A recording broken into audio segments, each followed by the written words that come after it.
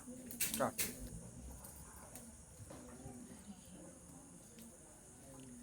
लक्ष्मीं क्षीरसमुद्रराजतनयां श्रीरङ्गदामेश्वरीं दासीभूतसमस्तदेववनितां लोकैकदीपाङ्गुरां श्रीमन्मन्दगडाक्षलिब्धभृविभवब्रह्मेन्द्रगङ्गाधरां त्वां त्रैलोक्यकुटुम्बिनीं सरसिजां वन्दे मुकुन्दप्रियाम्.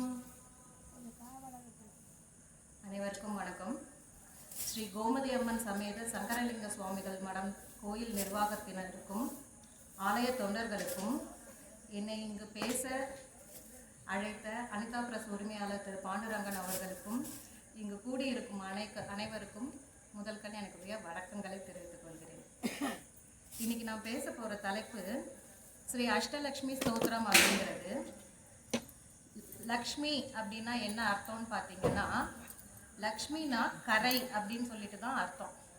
நம்ம லக்ஷ்மினாலே உடனே இதை தெய்வம் தான் நம்மளுக்கு ஞாபகத்துக்கு வரும். ஆனால் ஒரிஜினலாக லக்ஷ்மி அப்படிங்கிறதுக்கு என்ன அர்த்தம்னு பார்த்தா கரை அப்படிங்கிறது தான் அர்த்தம். திருமாலினுடைய திருமார்பில் இருக்கிற அந்த கரையோடைய பேர் லக்ஷ்மி. அதுதான் நம்ம ஒரிஜினல் அர்த்தம். இந்த லக்ஷ்மி எப்படி இருக்காங்க அப்படின்னா, அவங்க வரம் தர அந்த நிலையை பொறுத்து அஷ்டலக்ஷ்மியாக விரிஞ்சு பறந்து இருக்காங்க அப்படின்னு சொல்லிட்டு சொல்கிறாங்க. அந்த அஷ்டலக்ஷ்மியை புகழ்ந்து ஸ்ரீ முக்கூர் ஸ்ரீனிவாச வரதாச்சாரியார் அப்படிங்கிறவர் ஒரு ஸ்லோகம் ஒன்று எழுதியிருக்காரு சான்ஸ்கிரிட்டில், சமஸ்கிருதத்தில். இந்த ஸ்தோத்திரம் அப்படின்னா என்ன அப்படின்னா புகழ்தல். புகழ்ச்சி அப்படிங்கிறது மனிதனுக்கு தான் ரொம்ப தேவை. யார்கிட்டையாவது நம்மளுக்கு ஏதாவது ஒரு வேலை ஆகணும் அப்படின்னா உடனே அவங்கள ரொம்ப புகழ்ந்து பேசிட்டோம் அப்படின்னாலே நம்ம வேலை ரொம்ப சுலபமாக சீக்கிரமாக முடிஞ்சிடும். இந்த புகழ்ச்சிங்கிறது இறைவனுக்கும் தேவையா அப்படின்னு சொல்லிட்டு கேட்டால் அந்த மாதிரி அவசியம் இல்லை. இருந்தாலும் நம்மளுடைய ஒரு திருப்திக்காகவும் நம்மளுடைய ஒரு சந்தோஷத்துக்காகவும் தான் நம்ம தெய்வங்களை புகழ்கிறோம், ஸ்தோத்திரம் பண்ணுறோம். இப்போ நம்ம கோடி கோடியாக செலவு பண்ணி அந்த தெய்வத்துக்கு ஏதாவது கொடுத்தாலும் அந்த தெய்வத்துக்கு சந்தோஷம் கிடைக்குமா அப்படின்னு சொன்னால் அது நிச்சயமாக கிடையாது. ஏன்னா அந்த கோடி கோடியான பணத்தையே அந்த தெய்வம் தான் கொடுக்குது. நான் உனக்கு கொடுத்ததை வச்சே நீ எனக்கு கொடுத்துருக்க, அவ்வளோதானே, இதில் என்ன பெரிய இது இருக்குது அப்படின்னு சொல்லிட்டு அப்படி தான் அந்த தெய்வம் பார்க்குமே ஒழிய, ஆஹா இவன் கோடி கோடியாக நம்மளுக்கு செலவு பண்ணான் அப்படின்னு சொல்லிட்டு இருக்கும். அந்த ஒரு அனுதாபமும் இருக்கும். இருந்தாலும் அந்த கோடி கோடியாக செலவு பண்ணுறதை விட நம்மளுடைய நேரத்தையும் நம்மளுடைய மனசையும் ஒருமுகப்படுத்தி அந்த தெய்வத்தின் மேலே ஒரு ஸ்லோகம் ஒரு ஸ்தோத்திரம் சொன்னோம்னாலே அது அந்த தெய்வத்துக்கு இன்னும் ரொம்ப பிரியமானதாக இருக்கும். இந்த ஸ்ரீ முக்கூர் வரதாச்சாரியாரோடைய மகன் தான் இந்த சென்னையில் இருக்கிற பெசன்ட் நகரில் அஷ்டலக்ஷ்மி கோயில் அப்படின்னு சொல்லிட்டே ஒன்று இருக்குது. அந்த கோயிலை கட்டினவர் இந்த முக்கூர் வரதாச்சாரியாரோடைய மகன் தான். அவர் மகா பெரியவா இருக்கார் இல்லைங்களா காஞ்சிபுரத்தில், அவங்க சொல்லி தான் அந்த பையன் இந்த அஷ்டலக்ஷ்மி கோயிலை கட்டினாராம். அவர் கட்டணும்னு ஆரம்பித்த உடனே எல்லா வேலைகளும் மலமலன்னு ரொம்ப கிடுகிடுன்னு சீக்கிரமாக அழகாக நடந்து முடிஞ்சிருச்சு அப்படின்னு சொல்லிட்டு சொல்லுவாங்க. பெரியவா முயற்சியில் இந்த கோயில் கட்டப்பட்டது. பெரியவா சொல்லி முக்கூர் ஸ்ரீனிவாச வரதாச்சாரியாரோடைய மகன் கட்டின கோயில் தான் சென்னை பெசன்ட் நகரில் இருக்கிற அஷ்டலக்ஷ்மி கோயில் அப்படிங்கிறது. இந்த அஷ்டலக்ஷ்மி அப்படின்னு பார்க்கும்போது என்னென்ன லக்ஷ்மி அப்படின்னா, ஆதிலக்ஷ்மி, தானியலக்ஷ்மி, தைரியலக்ஷ்மி, கஜலக்ஷ்மி, சந்தானலக்ஷ்மி, விஜயலக்ஷ்மி, வித்யாலக்ஷ்மி, தனலக்ஷ்மி. இந்த 8 லக்ஷ்மியை தான் நம்ம அஷ்டலக்ஷ்மின்னு சொல்லிட்டு சொல்கிறோம். அது இல்லாமல் இன்னும் நிறைய லக்ஷ்மி நம்ம கேள்விப்படுவோம். பாகியலக்ஷ்மி, வரலக்ஷ்மி, கிரகலக்ஷ்மி, அப்புறம் இன்னும் சௌபாகியலக்ஷ்மி, ஐஸ்வர்யலக்ஷ்மி அப்படின்னு சொல்லிட்டு நிறைய கேள்விப்படுவோம். அப்போ இவங்கெல்லாம் லக்ஷ்மி கிடையாதா, இந்த 8 லக்ஷ்மி தான் லக்ஷ்மியா அப்படின்னு சொல்லிட்டு கேட்குறாங்க.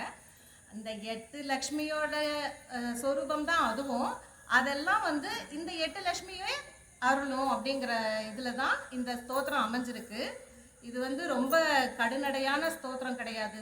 சமஸ்கிருத ஸ்தோத்திரமாக இருந்தாலும் எளிமையான ஸ்லோகமாக தான் இருக்கும். நம்மெல்லாம் ஈஸியாக படித்து தெரிஞ்சுக்க முடியும்.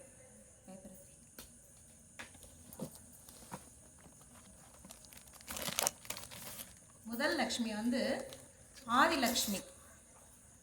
ஆதிலக்ஷ்மிக்கு ஸ்லோகம்: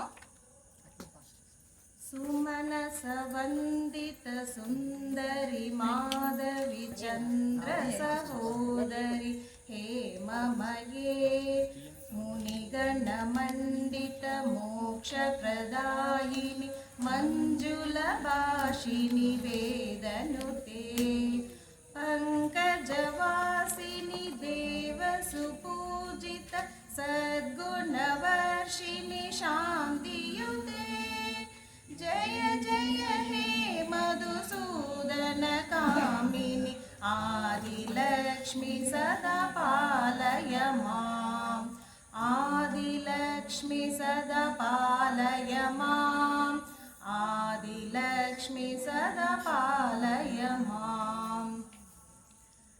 இதில் ஆதிலக்ஷ்மி அப்படின்னா என்னன்னா முதல் லக்ஷ்மி அப்படின்னு சொல்லிட்டு சொல்லலாம்.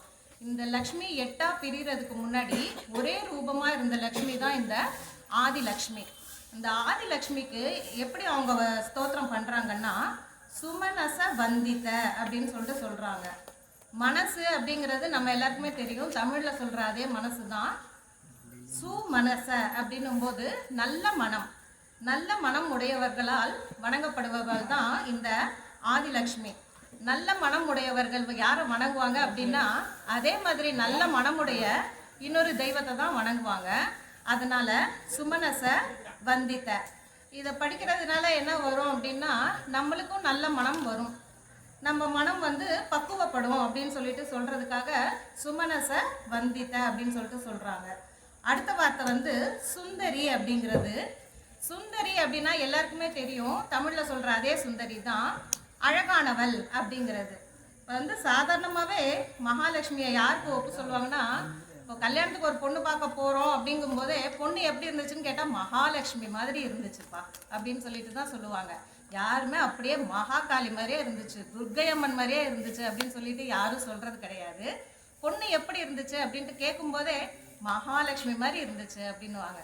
மகாலட்சுமி அழகானவள் அப்படின்னு சொல்லிட்டு சொல்கிறது தான் இந்த சுந்தரி அப்படிங்கிற வார்த்தை.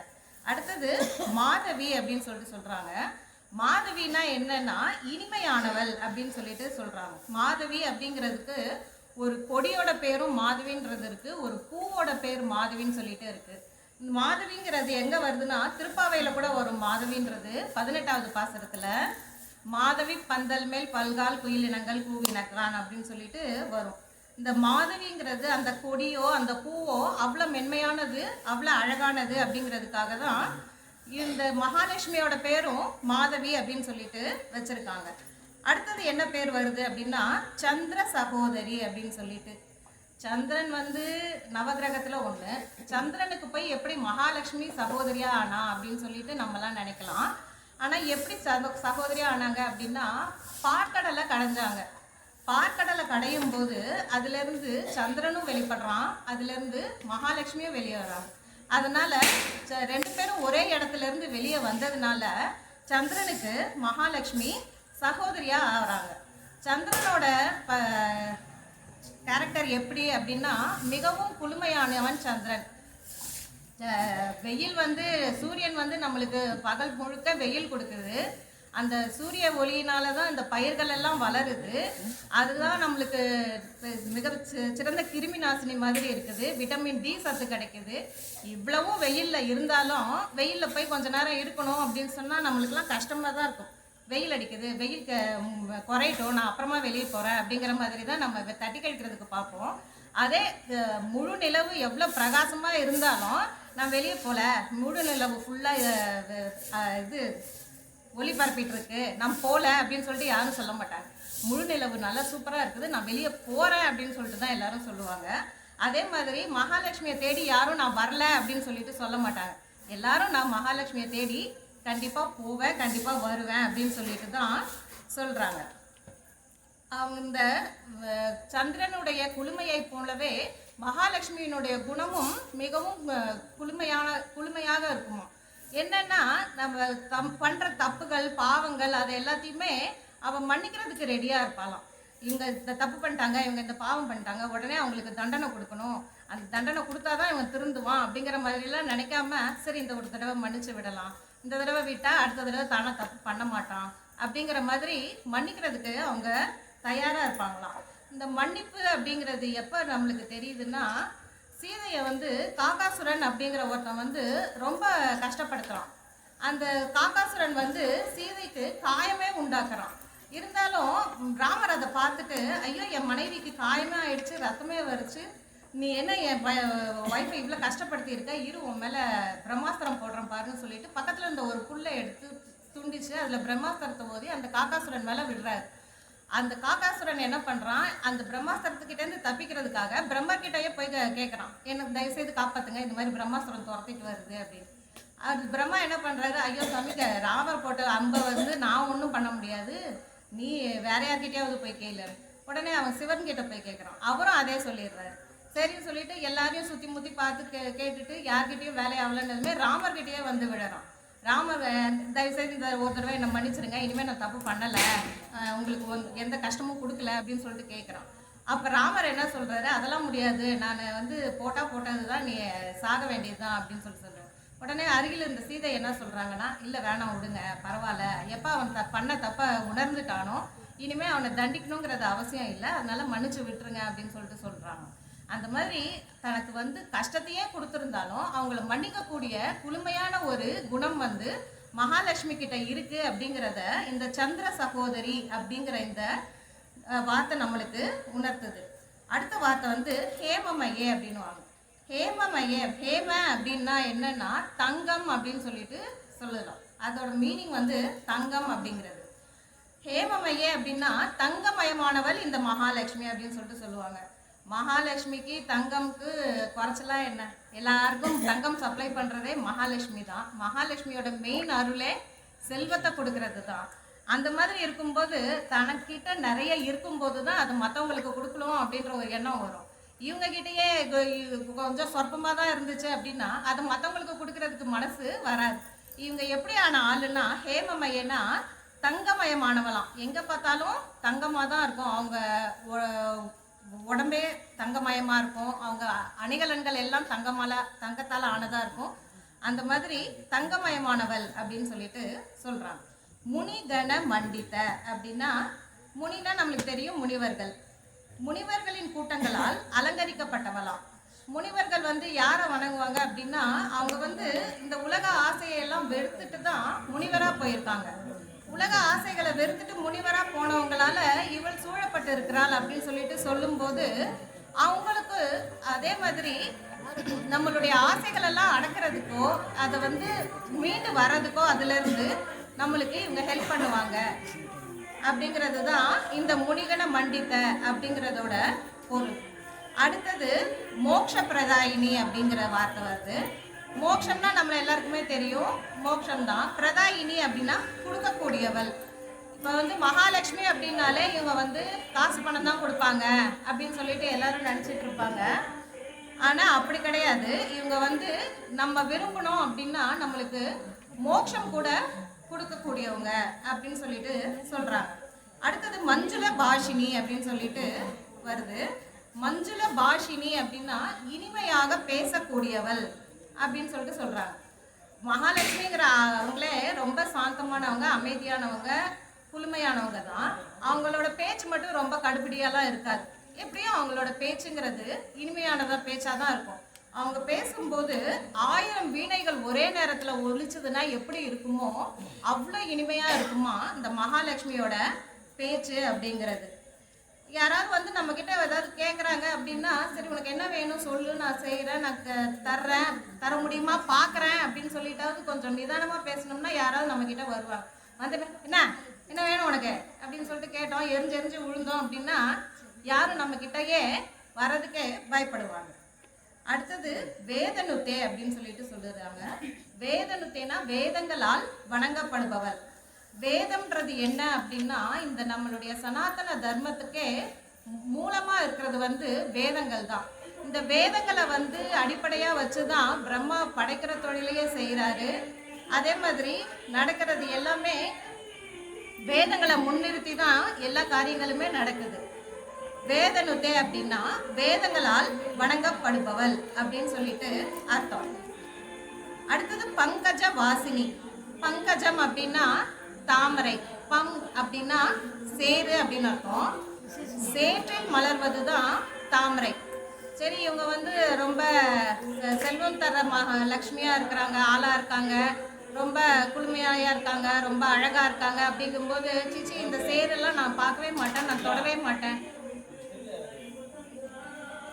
அப்படிங்கிற மாதிரி இல்லாம அந்த சேற்றில் மலர்ந்த அந்த செந்தாமரையை மிகவும் விரும்பி அதுலயே வாசம் செய்கிறவள், அதையே கையில வச்சிருக்கிறவள் அப்படின்னு சொல்லிட்டு தான் இவங்க பங்கஜ வாசினி அப்படின்னு சொல்லியிருக்காங்க. தேவ சுபூஜித. தேவன்னா தேவர்கள், நம்ம எல்லாருக்குமே தெரியும். தேவனா தேவர்கள், தேவர்களால் பூஜிக்கப்பட்டவள் இந்த மகாலட்சுமி. எப்ப தேவர்கள் பூஜிச்சாங்க மகாலட்சுமிய அப்படின்னா, ஒரு தடவை துர்வாசர் என்ன பண்றாரு, மகாலட்சுமியினுடைய கழுத்தில் இருந்த மாலையை இந்திரனுக்கு பரிசா கொடுக்கிறாரு. அப்ப அவன் என்ன பண்றான், ஒரு திமிரு இதுல அந்த அவன் அமர்ந்து ஐராவத யானைய கையை நீட்டி வாங்கு அப்படின்னு சொல்லிட்டு சொல்றான். அந்த யானை என்ன பண்ணுது, அந்த மாலையை வாங்கி இந்த நேரம் அவன்கிட்ட கொடுக்காம அதையும் கீழே போட்டு மிதிச்சு அப்படின்னு சொல்லிட்டு ரொம்ப அவமானப்படுத்திடுறாங்க. நான் மகாலட்சுமியோடைய மகா பிரசாதத்தை கொண்டு வந்து உன்கிட்ட கொடுத்தா நீ இவ்வளோ திமிரா இவ்வளோ அலட்சியமா அதை இப்போ யூஸ் பண்ணிட்டு இருக்கிற, மகாலட்சுமி உன்னை விட்டு நீங்க கடவாள் அப்படின்னு சொல்லிட்டு அந்த துர்வாசர் வந்து இந்திரனுக்கு சாபம் கொடுத்துடுறாரு. அந்த மாதிரி சாபம் கொடுத்ததுமே என்ன ஆகுதுன்னா, மகாலட்சுமி அவளை விட்டு நீங்கினதுமே இவங்களுடைய முக பொலிவெல்லாம் போயிடுது இந்திரனுக்கு, அவனுடைய பலம் போயிடுது, அவன் வந்து ரொம்ப வீக்கா ஆயிடுறான். அதனால என்ன ஆகுது அப்படின்னா, எல்லாரும் போய் விஷ்ணு கிட்ட கேட்குறாங்க, இந்த மாதிரி துர்வாசர் எங்களை சபிச்சிட்டாரு, நாங்கள் என்ன பண்ணுறதுன்னு தெரியல, எங்களோட பலமோ எங்களுடைய அழகோ திரும்பி வர்றதுக்கு நாங்கள் என்ன பண்ணுறது அப்படின்னு சொல்லிட்டு கேட்கவும், நீங்கள் வந்து பார்க்கடலை கடைங்க, அதுலேருந்து மகாலட்சுமி வருவா, அவள் வந்து உங்களை திரும்ப அடைஞ்சிட்டானா நீங்கள் வந்து பழைய நிலைமைக்கு வந்துடுவீங்க அப்படின்னு சொல்லிட்டு அவர் சொல்கிறார். அதனால தேவேந்திரன் என்ன பண்ணுறான் அப்படின்னா, மகாலட்சுமி அஷ்டகம் அப்படின்னு சொல்லிட்டு ஒரு அஷ்டகத்தை பாடுறான். மகாலட்சுமி அஷ்டகம் பாடும்போது அவனுக்கு இழந்த செல்வங்கள் எல்லாம் மீண்டும் கிடைக்குது. அந்த மகாலட்சுமியோட குளிர்ந்த கடாட்சத்தினாலேயே அவன் வந்து முகப்பொலிவோ உடல் வலிமை எல்லாமே அடைஞ்சு சந்தோஷமா இருக்காங்க. அதனால தேவர்களால் வணங்கப்படுபவள். சத்குண வர்ஷினி. சத்குண வர்ஷினா நல்ல குணங்களை தருபவள். நம்மள்கிட்ட வந்து கெட்ட குணங்கள் வர்றது அப்படிங்கிறது ரொம்ப ஈஸியாக வந்துடும். நம்ம வந்து அதுக்காக ரொம்ப கஷ்டப்பட தேவையில்லை. டக்குன்ட்டு நம்ம கிட்ட கெட்ட குணங்கள் வந்துடும். ஆனால் நல்ல குணங்களை வந்து நம்ம அடையணும் அப்படின்னு நினச்சோம்னா மகாலட்சுமியை வணங்கி தான் அந்த நல்ல குணங்களை நம்ம அடைய முடியும். அடுத்தது சாந்தி யுத்தே அப்படின்னு சொல்லிட்டு சொல்லுது. சாந்தி யுத்தேனா மிகவும் அமைதியானவள், முகத்தில் அமைதி ததும்ப இருப்பவள் அப்படின்னு சொல்லிட்டு சொல்கிறாங்க. சாந்தினா அமைதி அப்படின்னா எல்லாருமே அமைதியாக தான் இருப்போம், இதில் ஒரு தனியாக வேற சொல்லணுமா அப்படின்னு சொல்லிட்டு சொன்னால், அவங்க வந்து எல்லாரும் கோபப்படுற இடத்துல கூட அமைதியாக இருந்திருக்காங்க. எப்போன்னு பார்த்தோம்னா, சீதை வனவாசம் போகணும் நீங்கள் அப்படின்னு சொல்லிட்டு தசரதனும் கைகையும் சொல்லிடுறாங்க. அப்போ வந்து ராமர் முகத்தில் ஒன்றும் வாட்டம் இல்லையா, எனக்கு ஒன்றும் பிரச்சனை இல்லை, எனக்கு அவ்வளோ பற்றுலாம் எதுவும் இல்லை, அதனால மாளிகையில் இருக்க சொன்னாலும் எனக்கு ஒன்று தான், வனவாசம் பண்ண சொன்னாலும் எனக்கு ஒன்று தான், நான் போகிறேன் அப்படின்னு சொல்லிட்டு அவர் கிளம்பி வந்துடுறாரு. அவர் வந்து சீதை கிட்ட சொல்லி, நீ மிதிலைக்கு போகிறதா இருந்தாலும் போ, இல்லை இங்கேயே இருந்தாலும் இது நான் மட்டும் வனவாசம் போயிட்டு வரேன் அப்படின்னு சொல்லிட்டு சொல்கிறாரு. அப்போ அவருக்கு வந்து முகம் மாறுதான். ஏன் மாறுதுன்னா, நீங்கள் என்னை விட்டுட்டு நீங்கள் மட்டும் போகிறீங்களா அப்படின்னு சொல்லிட்டு தான் அவங்களுக்கு முகம் மாறுதே ஒழிய, என்னை வனத்துக்கு போக சொல்கிறீங்களே, நான் எப்படி இருந்தவ தெரியுமா, நான் எங்கே பிறந்தவ தெரியுமா அப்படின்னு சொல்லிட்டுலாம் அவங்க வந்து கஷ்டப்படலையா. அதனால நம்மளா இருந்திருந்தோம்னா, இல்லை வெளியே போ அப்படின்னு சொல்லிட்டு சொல்லியிருந்த உடனே சண்டை போட ஆரம்பிச்சிருப்போம். அதெல்லாம் முடியாது, நான் இங்கே தான் இருப்பேன் அங்கே தான் இருப்பேன் அப்படின்னு சொல்லிட்டு. ஆனால் அவங்க என்ன பண்ணுறாங்க, உங்களை விட்டு இதனால இருக்கவே முடியாது, நீங்கள் எங்கே இருக்கீங்களோ அந்த இடம் தான் எனக்கு அயோத்தி அப்படின்னு சொல்லிட்டு அவங்க வந்து அமைதியோடு தான் சொன்னாங்க. அதான் சாந்தி யுத்தே அப்படிங்கிறது. ஜெய ஜெய ஹே மதுசூதன காமினி. மதுசூதன காமினி அப்படின்னா மது என்கிற அரக்கனை அழித்தவன் வந்து விஷ்ணு, மதுசூதனன் அப்படிங்கிறது. அந்த மதுசூதனனுக்கு மிகவும் பிரியமானவள் இந்த மகாலட்சுமி, இந்த ஆதிலட்சுமி அப்படின்னு சொல்லிட்டு சொல்றாங்க. சதா பாளையமா. சதானா நான் இப்போ வந்து உன்னை வணங்குறேன், நீ வந்து எனக்கு அருள் புரியுற, இந்த டைம் மட்டும் என்னை காப்பாத்தினா போதும் அப்படிங்கிறது கிடையாது. எப்பயுமே 24 மணி நேரமும், வாரம் 7 நாளும், மாதம் 30 நாள், வருஷம் 365 நாளும் இல்லாமல் என்னுடைய ஆயுள் இருக்கிற வரைக்கும் இந்த மகாலட்சுமி எனக்கு அருள் புரியணும். அது மட்டும் இல்லாமல் இன்னும் எத்தனை ஜென்மம் நான் எடுக்கிறதா இருந்தாலும் இந்த மகாலட்சுமியினுடைய அருள் பொருந்தியவனாகவே நான் வந்து பிறக்கணும் அப்படின்னு சொல்லிட்டு அவர் கேட்குறாரு. இது ஆதிலட்சுமிய பத்தினது. அடுத்தது வந்து தானியலட்சுமி. தானியலட்சுமி அப்படின்னா, தானியம்னா நம்ம எல்லாருக்குமே தெரியும், தானியங்கள், நெல், உளுந்து, கடலை, கம்பு, அந்த மாதிரி தானியங்கள். அந்த தானியத்துக்குன்னு தனியாக ஒரு லக்ஷ்மி தேவையா அப்படின்னு சொல்லிட்டு நினைக்கலாம். தானியலட்சுமி வந்து என்ன பண்ணுவாங்க அப்படின்னா, தானியலட்சுமியினுடைய அருள் நம்மளுக்கு பரிபூர்ணமாக இருக்கும் பட்சத்தில் நம்மளுக்கு உணவு கஷ்டம் வராது வாழ்நாளில் அப்படின்னு சொல்லிட்டு சொல்லலாம். நம்மளை வந்து எவ்வளோதான் நம்மக்கிட்ட சொத்து சுகம் இருந்தாலும் அந்த சாப்பாடு, அந்த பசின்ற நேரம் வரும்போது நம்மளுக்கு சாப்பிட்றதுக்கு என்ன இருக்குது, என்ன கிடைக்குது அப்படிங்கிறது இந்த தானியலட்சுமியினுடைய அருளை பொறுத்து தான் இருக்கும். நம்மக்கிட்ட மூட்டை மூட்டையாக அரிசி இருக்கலாம், ஆனால் பசின்னு வரும்போது அதை சமைச்சு ரெடியாக இருக்குமா அப்படிங்கிறது தான் இந்த தானியலட்சுமியினுடைய அருள். இப்போ ஒரு ஊருக்கு போகிறோம், ஒரு நடு வழியில் நம்மளோட வண்டி பிரேக் டவுன் ஆகிடுது. பிரேக் டவுன் ஆகுது அப்படிங்கும்போது பக்கத்தில் ஏதாவது ஹோட்டல் இருந்துச்சு அப்படின்னா நம்ம சாப்பிட்டுக்கலாம். எதுவும் இல்லை, இந்த பக்கம் ஒரு 15 கிலோமீட்டர் போனால் தான் ஹோட்டலு, அந்த பக்கம் ஒரு 25 கிலோமீட்டர் போனால் தான் ஹோட்டலு, அதுக்கு நடுவில் சாப்பிட்றதுக்கு வழியே இல்லை அப்படின்னும் போது நம்ம வந்து எவ்வளோ பெரிய கோடீஸ்வரராக இருந்தாலும் அதனால் நம்மளுக்கு பலனே இல்லை. இந்த தானியலட்சுமியினுடைய அருள் நம்மளுக்கு இருந்துச்சு அப்படின்னா இந்த மாதிரி உணவுக்கு கஷ்டம் அப்படிங்கிறது நம்மளுக்கு வராது. இது எப்படி தெரியுது அப்படின்னா, ஒரு தடவை அக்பரும் பீர்பாலும் வேட்டைக்கு அப்படின்னு சொல்லிட்டு ஒரு காட்டுக்கு போகிறாங்க. இவங்க மட்டும் போகல, கூட இன்னும் ஒரு பெரிய படையே திரட்டிட்டு தான் போகிறாங்க. போனால் என்ன ஆகுதுன்னா, ஏதோ ஒரு பிரச்சனை வருது, ஒரு சிங்கமோ என்னமோ சவுண்டு கேட்குது.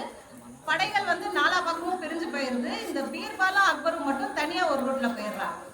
போனால் ரொம்ப தூரம் போயிடுறாங்க, திரும்பி போகிறதுக்கும் வழி தெரியல, பசியும் ஆரம்பிச்சுக்குது, என்ன பண்ணுறதுன்னு தெரியல, 2 பேரும் கஷ்டப்படுறாங்க. அப்போ என்ன பண்ணுறாரு, அக்பர் ஒரு இடத்துல பார்த்துட்டு அந்த இடத்துல ஒரு வீடு தெரியுது, நான் போய் அங்கே சாப்பிட ஏதாவது கிடைக்குமான்னு கேட்டுட்டு வரேன் அப்படின்னு சொல்லிட்டு அக்பர் போகிறார்.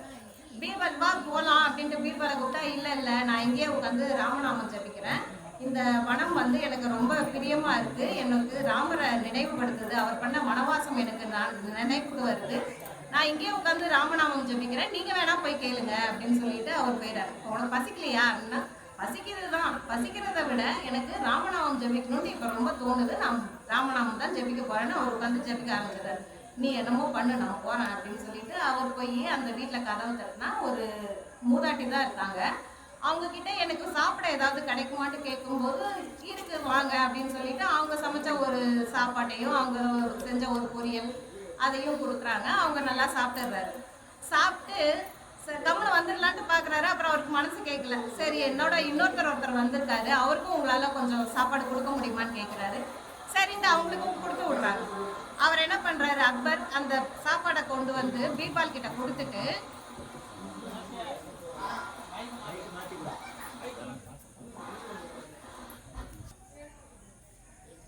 அக்பர் என்ன பண்ணுறாரு, அந்த சாப்பாடை கொண்டு வந்து பீர்பால் கிட்ட கொடுத்துட்டு, என்ன பீர்பால் நீ பாட்டி உட்காந்து ராமநாமம் ஜபிச்சியே, உனக்கு ஏதாவது கிடைச்சதா, இப்போ பாரு நான் போய் அங்கே கேட்டதுனால தான் எனக்கு சாப்பாடு கிடைச்சது அப்படின்னு சொல்லிட்டு சொன்னார். பீர்பால் அதுக்கு என்ன சொன்னாராம், நீங்கள் எவ்வளோ பெரிய சக்கரவர்த்தி, நீங்களே போய் ஒரு மூதாட்டி வீட்டில் கதவை தட்டி எனக்கு சாப்பிட ஏதாவது கிடைக்குமான்னு கிட்டத்தட்ட பிச்சை எடுக்கிற மாதிரி எடுத்திருக்கீங்க. அந்த பிச்சையை நீங்கள் மட்டும் சாப்பிடாம எனக்கும் சேர்த்து கொண்டு வந்து கொடுக்குறீங்க. இப்போ நான் உங்ககிட்ட கேட்டேன்னா எனக்கு சாப்பாடு வேணும்ட்டு நான் கேட்கவே இல்லை, ஆனால் நீங்களே கொடுத்துருக்கீங்க. இதுதான் இந்த ராமநாமத்தினுடைய மகிமை அப்படின்னு சொல்லிட்டு சொல்றாரு. அது எப்படி அவருக்கு கிடைக்குது அப்படின்னா, இந்த தானியலட்சுமியினுடைய அருள் பீர்பாலுக்கு பரிபூர்ணமா இருந்திருக்கு அப்படிங்கிறதுனால. இந்த தானியலட்சுமியினோட அருள் இருந்தா பசி உணவு மட்டும்தான் கிடைக்குமா அப்படின்னா, அந்த பசி எடுக்கிற தன்மையோ அந்த செரிமான தன்மையோ அதெல்லாம் கூட நம்மளுக்கு சரியா இருக்கிறதுக்கு இந்த தானியலட்சுமியினுடைய அருள் தேவை. நம்ம ஒரு ஆளை பொறுத்து தானியலட்சுமியினுடைய அருள் என்ன பண்ணும் அப்படின்ட்டு பார்த்தோம்னா இவ்வளவுதான் பண்ணும். தானியலட்சுமியினுடைய அருள் பரிபூர்ணமா இருந்துச்சுன்னா தான் உணவு பஞ்சம் நாட்டில் வராம இருக்கும். பொதுவாக பார்த்தோம், நாட்டை பொறுத்து பார்த்தோம் அப்படின்னா உணவு பஞ்சம் வராம இருக்கிறதுக்கு இந்த தானியலட்சுமியினுடைய அருள் கண்டிப்பா தேவையா இருக்கும். தானியலட்சுமி என்ன பண்றாங்கன்னா கையிலேயே ஒரு வாழைத்தாறு, நெற்பயிர்கள் இதெல்லாம் வச்சிருக்காங்க. அதனால தானியலட்சுமியோட அருள் இருந்துச்சுன்னா விவசாயமும் நல்லா செழிக்கும். இதுல என்ன சொல்றாங்கன்னா கலி கல்மஷ நாசினி அப்படின்னு சொல்லிட்டு சொல்றாங்க. அப்படின்னா ஒருத்தரை கூப்பிடுறது, டேய் அப்படின்னு சொல்லிட்டு கூப்பிடுறோம் அப்படின்னா அந்த டேய்க்கு ஏதாவது மீனிங் இருக்கானா? ஒன்றும் கிடையாது. அதே மாதிரி தான் இந்த அப்படின்றது வந்து அவங்கள கூப்பிடுறதுக்காக போட்டிருக்காங்க. கலி கல்மஷ நாசினி அப்படின்னு சொல்றாங்க. கலி கல்மஷ நாசினி அப்படின்னா யுகங்கள் வந்து 4ஆ பிரிச்சிருக்காங்க. கிருதயுகம், திரேதாயுகம், துவாபர யுகம், கலியுகம். அந்த கலியுகம் தான் இப்ப நடந்துட்டு இருக்குது. இந்த யுகத்தினுடைய தன்மை என்ன அப்படின்னா நல்லது செய்யணும் அப்படின்னு நினைக்கிறவங்களுக்கு கூட நல்லது செய்ய கூடாது. அந்த எண்ணத்தையே மாற்றி விட்டு நம்மளை நல்லதே செய்ய கூடாது. அந்த மாதிரியான கலியினுடைய தன்மையை இந்த தானியலட்சுமியை கும்பிடும்போது அது குறைச்சி நம்மளுக்கு நல்ல எண்ணத்தை கொடுக்கும். வைதிக ரூபிணி அப்படின்னா வேதமே உருவானவள், வேதத்தால் வணங்கப்படுபவள் அப்படின்னு சொல்லிட்டு அர்த்தம். அடுத்தது ஷீர சமுத்பவர். ஷீர சமுத்பவனா இப்பதான் நான் சொன்னேன் உங்களுக்கு, இந்த துர்வாசர் வந்து இந்திரனுக்கு சாபம் கொடுத்துட்டாருன்னு சொல்லிட்டு, அப்ப வந்து அவங்க பார்க்கடலை கடைஞ்சதுனால அந்த பார்க்கடல்ல இருந்து இந்த மகாலட்சுமி வராங்க. அதான் சொல்றாங்க ஷீரம் அப்படின்னா பால், இந்த பார்க்கடல்ல இருந்து வெளியில் வந்தவள் ஷீர சமுத்பவர். மங்கள ரூபிணி. மங்கள ரூபினா பார்க்கறதுக்கே மங்களமாக இருப்பவள். அவளை மங்கள ரூபமா இருக்கிறதுனால என்ன ஆகுது அப்படின்னா பார்த்த உடனே நம்மளுக்கு உண்டான தோஷங்கள் எல்லாம் விலகிடுது. அதுதான் மங்கள ரூபிணி. இப்ப நம்ம வெளியே போறோம், வெளியே வரும்போதே கால் தடுக்குது, இன்னும் கொஞ்சம் தூரம் வரும்போதே ஏதாவது பார்க்கக்கூடியத ஏதாவது பூனை கிராஸ் பண்ணி போகுது. இந்த மாதிரி சகுன தடைகள் எல்லாம் நிறைய இருக்கும். சரி வீட்டுக்கு போயிட்டு திரும்ப ரிலாக்ஸ் பண்ணிட்டு வரலாம் அப்படின்னு சொன்னா அதுக்கும் டைம் இருக்காது, உடனே போக வேண்டியதா இருக்கும். அப்ப என்ன பண்ணணும்னா மகாலட்சுமியை நினைச்சுக்கிட்டு, அம்மா தாயே நான் கிளம்பிட்டேன், எனக்கு என்னமோ ஒரே சகுன தடையா இருக்கிற மாதிரி இருக்கு, எனக்கு எந்த பிரச்சனையும் இல்லாம நான் போற காரியமும் வெற்றி அடைஞ்சு நானும் நல்ல விதவையா வீடு வந்து சேரணும் அப்படின்னு சொல்லிட்டு நினைச்சுக்கிட்டீங்க அப்படின்னா நம்ம போற காரியம் கண்டிப்பாக வெற்றி அடையும். அடுத்தது மந்திர நிவாசினி, மந்திர நுதே. மந்திர நிவாசினா மந்திரத்தில் உரைப்பவள், மந்திரத்தால் வணங்கப்படுபவள். இந்த மகாலட்சுமி வந்து மிகச்சிறந்த தெய்வம் அப்படிங்கிறதுனால மகாலட்சுமியின் பேர்ல நிறைய மந்திரங்கள் இருக்கு. 108 அஷ்டோத்திரம் இருக்கு, சகஸ்ரநாமம் இருக்கு, அது இல்லாம கனகதார ஸ்தோத்திரம், மகாலட்சுமி அஷ்டகம், ஸ்ரீஸ்துதி அப்படின்னு சொல்லிட்டு இன்னும் நிறைய ஸ்லோகங்கள் இருக்கு. இந்த மாதிரி மந்திரங்களாக விளங்குபவள் இந்த மகாலட்சுமி. மங்கள தாயினி அப்படின்னா நம்மளுக்கு மங்களங்களை உண்டு பண்ணுபவள். மங்களம் அப்படின்னா என்னன்னா நம்ம நினைச்சிட்டு இருக்கோம் ஒரு கல்யாணம் அந்த மாதிரி சுபமான நிகழ்ச்சிகள் மட்டும்தான் மங்களம் அப்படின்னு சொல்லிட்டு நினைக்கிறோம். மங்களம்னா அப்படி கிடையாது. நம்மளுடைய தேவைகள் எல்லாமே மங்களங்கள் தான். முதல்ல நம்மளோட அடிப்படை தேவை என்ன அப்படின்னா உணவு, உடை. அதுக்கு கொஞ்சம் சரி எனக்கு உணவு பற்றாக்குறை ஒன்றும் இல்லை, எனக்கு உடைகளும் போடுறதுக்கு நிறையா நல்லா இருக்குது அப்படின்னு சொன்னால் அடுத்தது நம்ம என்ன ஆசைப்படுவோம்னா ஒரு வீடு, அடுத்தது எனக்கு ஒரு நல்ல வாழ்க்கை துணை வேணும், அடுத்தது எனக்கு நல்ல பிள்ளைகள் வேணும் அப்படின்னு சொல்லிட்டு அப்படியே கொஞ்சம் கொஞ்சமாக நம்ம அடுக்கிக்கிட்டே போவோம். அடுத்தது கார் வேணும், பங்களா வேணும், எனக்கு நிலப்பலன்கள் வேணும், பேங்க்ல பேலன்ஸ் வேணும் அப்படின்னு சொல்லிட்டு நிறைய ஆசைப்படுவோம். இந்த எல்லா மங்களங்களையும் அவள் நம்மளுக்கு கொடுப்பா. இந்த மாதிரி மங்களமான நம்மளுடைய ஆசைகளெல்லாம் தான் நிறைவேற்றுவாளே ஒழிய நான் ஒரு குண்டு வச்சிருக்கேன் 10:30 மணிக்கு வெடிக்கணும், அது கரெக்டாக வெடிக்கணும் அம்மா தாயே மகாலட்சுமி அப்படின்னு சொல்லிட்டு போய் மகாலட்சுமி கிட்ட வேண்டோம்னா அதை வந்து அவ கேட்கவும் மாட்டா. அந்த மாதிரி கேட்கக்கூடியவன் போய் மகாலட்சுமியை கேட்க மாட்டான். அவனுக்கே மகாலட்சுமி கிட்ட போய் நான் வச்ச குண்டு வெடிக்கணும் அப்படின்னு சொல்லிட்டு கேட்க தோணாது. ஏன்னா அவளுடைய மங்களமான அந்த ரூபத்தை பார்த்ததுமே நம்ம பண்றது தப்பு, இதை நம்ம செய்யவே கூடாது அப்படின்னு சொல்லிட்டு அவனுடைய மனசே மாறியே போயிடும். அடுத்தது அம்புஜ வாசினி. முதல்ல பங்கஜ வாசினின்னு வந்தது, இப்போ வந்து அம்புஜ வாசினின்னு வந்திருக்கு. அம்புஜ வாசனைனாலும் தாமரையில் அமர்ந்தவள் அப்படிங்கிறது தான். அடுத்தது தேவ கணாச்சிரித்த பாதயுத்தே, இதுவும் தேவர்கள் 33 கோடி தேவர்களாலும் வணங்கப்படுபவள் அப்படின்னு சொல்லிட்டு சொல்லி வருது. அவ எப்படி இந்த தேவர்கள் 33 கோடி தேவர்களாலும் ஏன் அவ வணங்கப்படணும் அப்படின்னு சொல்லிட்டு சொன்னா, ராவணன் வந்து ரொம்ப கொடுமைப்படுத்துறான் தேவர்கள் எல்லாம். அப்ப வந்து அவங்களால தாங்க முடியல அப்படிங்கும்போது போய் மகாலட்சுமி கிட்ட வேண்டுறாங்க, ராவணனோட கொடுமை எங்களால தாங்க முடியல, நீங்க ஏதாவது செய்யணும் அப்படின்னு சொல்லிட்டு கேட்கும்போது, இந்த தேவ உலகத்து பெண்கள் தங்கள் கால்களில் அணியும் விலங்கை கழட்டி நான் என்னுடைய கால்களில் அணிந்து கொள்கிறேன், உங்களுக்கு விரைவில் ஒரு விமோச்சனம் கிடைக்க நான் ஏற்பாடு செய்கிறேன் அப்படின்னு சொல்லிட்டு தான் அவங்க வந்து அந்த விலங்கை கழட்டி இவங்க காலில் போட்டுட்டு அசோகவனத்தில் கைதியா 10 மாசம் சிறை இருந்தாங்க அப்படின்னு சொல்லிட்டு சொல்லுவாங்க. அதான் தேவ கணாஸ்ரித பாதயுத்தே. அடுத்தது ஜெய ஜெய ஹே மதுசூதன காமினி தானியலக்ஷ்மி சதா பாலயமா. आई कलि कल्मषनासिनि कामिनि वैदिकरूपिणि वेदमये क्षीरसमुद्भव मङ्गलरूपिणि मन्त्रनिवासिनि मन्त्रनुते मङ्गलदायिनि अम्बुजवासिनि देवगणाश्रितपादयुते जय जय हे मधुसूदन कामिनि धान्यलक्ष्मी सदा पालय मां धान्यलक्ष्मी सदा पालय मां धान्यलक्ष्मी सदा पालय मां. அடுத்தது தைரியலக்ஷ்மி.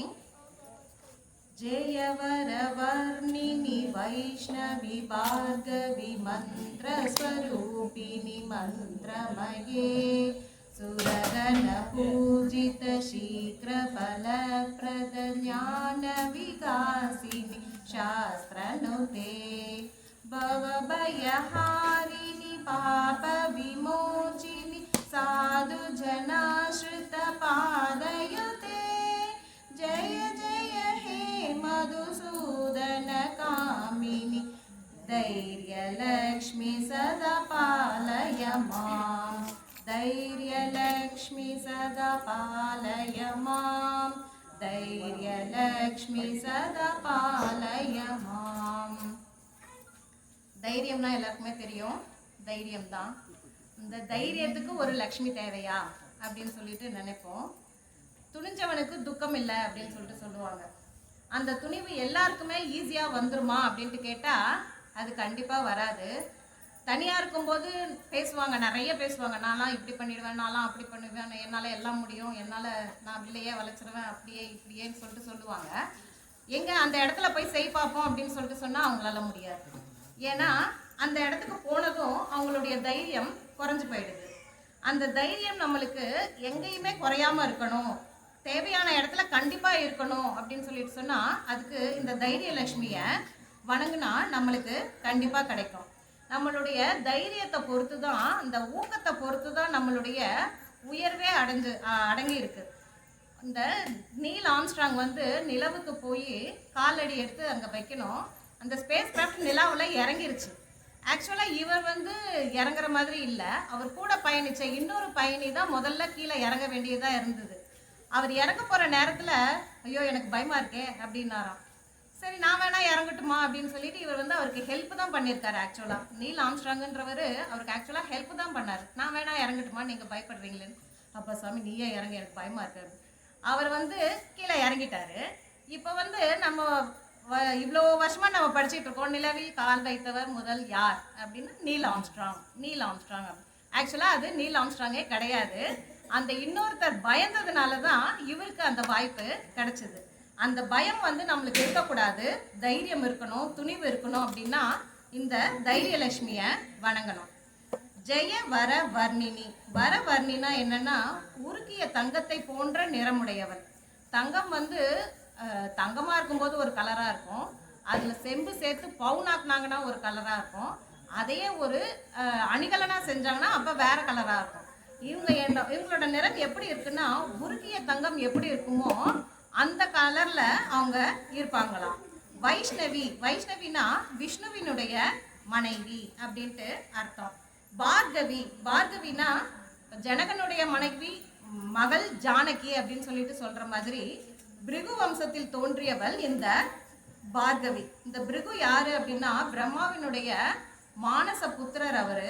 அவருக்கு வந்து மும்மூர்த்திகளையே கூட பரீட்சை பண்ற அளவுக்கு அவருக்கு தைரியமும் சக்தியும் இருந்ததாக சொல்லுவாங்க. அடுத்தது மந்திர ஸ்வரூபிணி மந்திரமயே. இது வந்து இங்க மகாலட்சுமி வந்து மந்திர ரூபமாகவும் மந்திரமயமாகவும் இருக்கிறாங்க அப்படின்னு சொல்லிட்டு சொல்றாங்க. இப்ப நம்ம படிக்கிற இதுவே கூட ஒரு மந்திரம் தான்.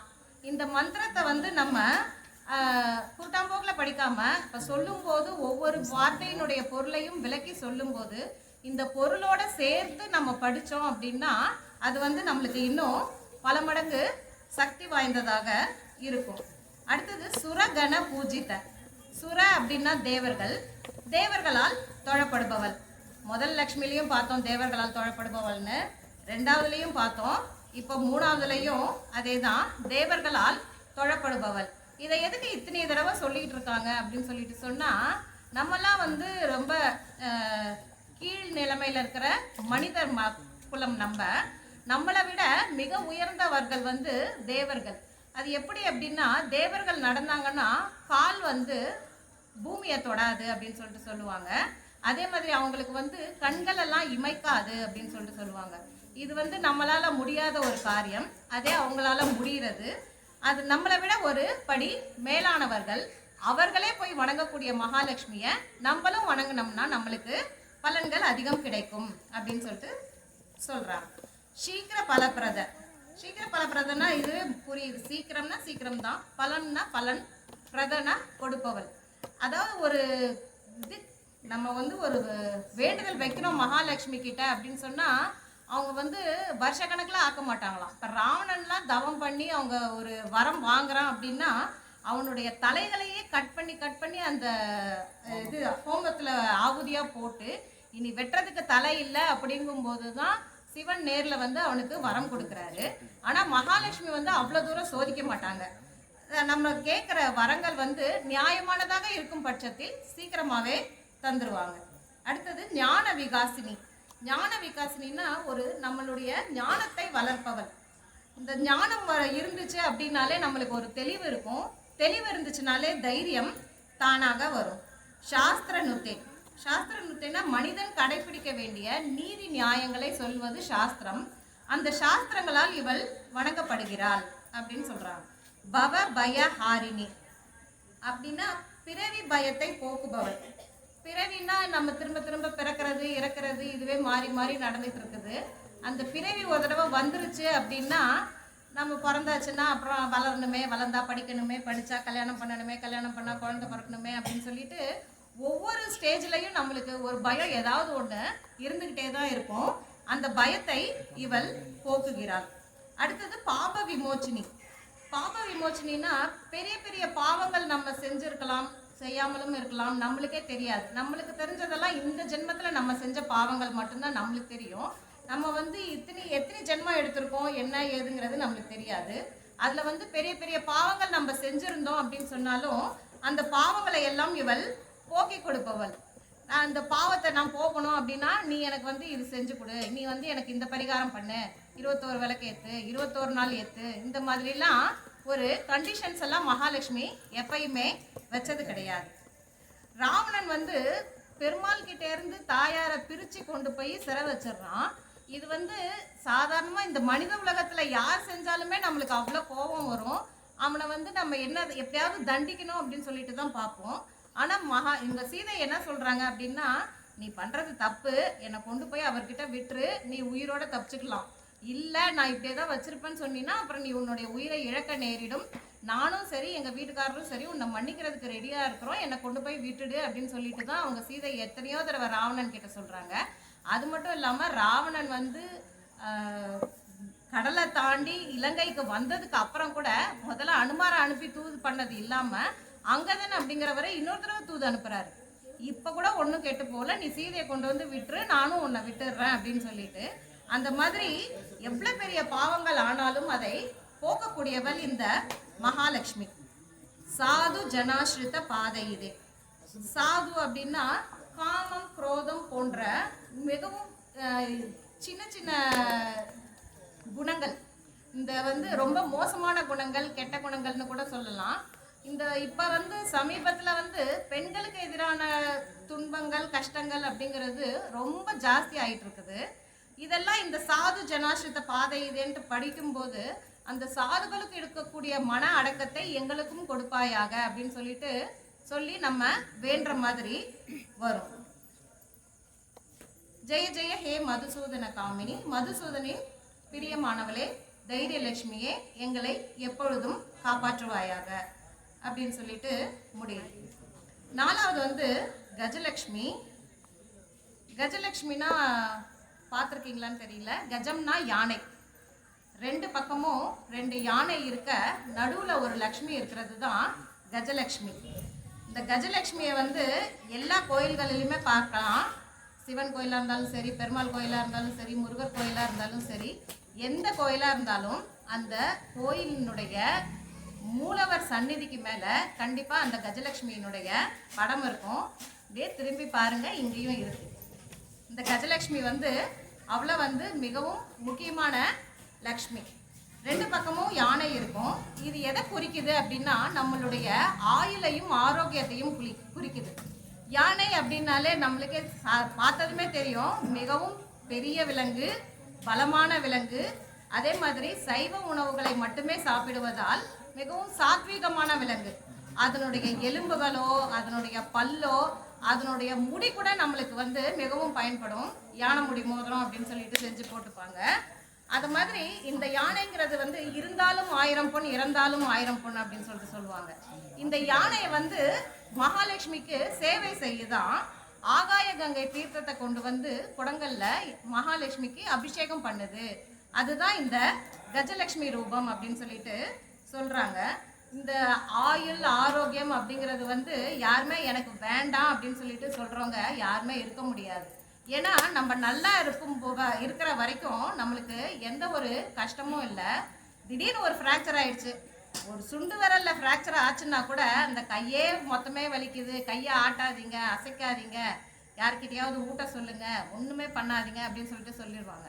அப்போ இன்னொருத்தருடைய உதவி இல்லாமல் நம்மளால அந்த சுண்டு விரல் ஃப்ராக்சர் தீர்ற வரைக்கும் கூட இருக்க முடியாது. அந்த மாதிரி இருக்கும்போது நம்மளுடைய ஆரோக்கியம் பழுதுபட்டுச்சு அப்படின்னா நம்ம காலம் முழுக்க ஒருத்தருடைய உதவியோடவே இருக்க வேண்டியதாக இருக்கும். அந்த மாதிரி நிலைமை நம்மளுக்கு வரக்கூடாது அப்படிங்கிறதுக்கு இந்த கஜலட்சுமியை நம்ம கும்பிடணும். ஜெய ஜெய துர்கதி நாஷினி காமினி சர்வபல பிரத சாஸ்திரமயே ரத கஜ துரக பதாதி சமாவிருத परिजन मंडित लोकनुते हरिहर ब्रह्म सुपूजित सेवित ताप निवारणि पादयुते जय जय हे मधुसूदन कामिनि गजलक्ष्मी रूपेण पालय मां गजलक्ष्मी रूपेण पालय मां கஜலக்ஷ்மி ரூபேன பாலய மாம். ஜெய ஜெய அப்படின்னா வெற்றி உண்டாகட்டும் உனக்கு அப்படின்னு சொல்லிட்டு சொல்றாங்க. கஜலக்ஷ்மிக்கு எதுக்கு வெற்றி அப்படின்னா அவங்களுக்கு வெற்றி இருந்துச்சு அப்படின்னு சொன்னா அவங்க அந்த வெற்றியை நம்மளுக்கு கொடுப்பாங்க.